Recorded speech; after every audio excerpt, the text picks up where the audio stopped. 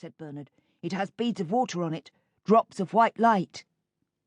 "The leaves are gathered round the window like pointed ears," said Susan. "A shadow falls on the path," said Louis, "like an elbow bent." "Islands of light are swimming on the grass," said Rhoda. "They've fallen through the trees." "The birds' eyes are bright in the tunnels between the leaves," said Neville. "The stalks are covered with harsh, short hairs," said Jinny, "and drops of water have stuck to them."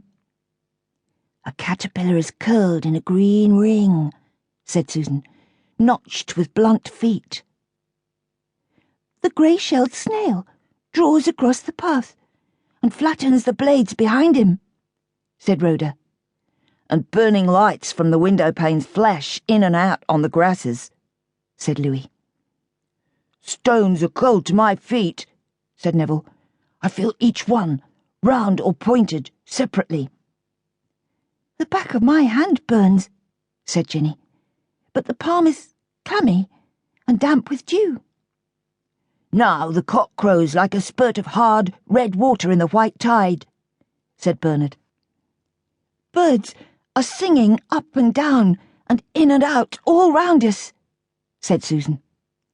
"The beast stamps, the elephant with its foot chained, the great brute on the beach stamps," said Louis. "Look at the house," said Jinny, "with all its windows white with blinds."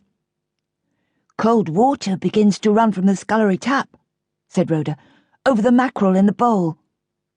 "The walls are cracked with gold cracks," said Bernard, "and there are blue finger-shaped shadows of leaves beneath the windows." "Now Mrs. Constable pulls up her thick black stockings," said Susan.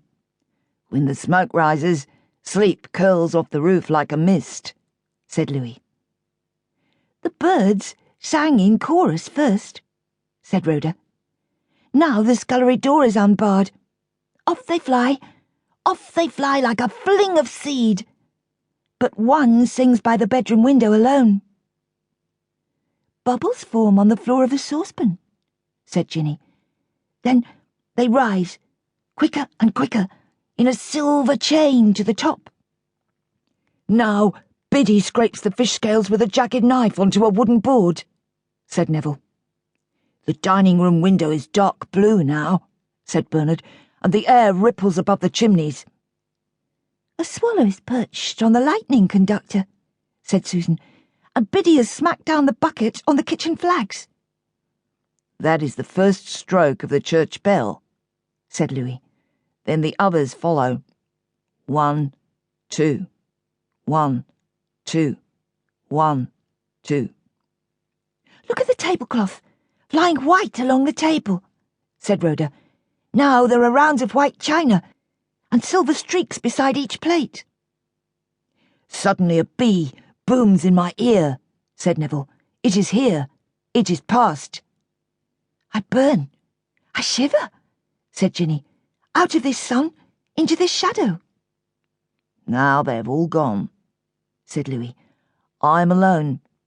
They have gone into the house for breakfast, and I'm left standing by the wall among the flowers. It is very early, before lessons. Flower after flower is specked on the depths of green. The petals are harlequins. Stalks rise from the black hollows beneath. The flowers swim like fish made of light upon the dark green waters. I hold a stalk in my hand. I am the stalk. My roots go down to the depths of the world, through earth dry with brick, and damp earth through veins of lead and silver. I am all fibre.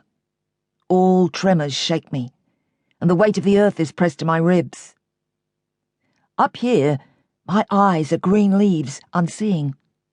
I am a boy in grey flannels, with a belt fastened by a brass snake up here.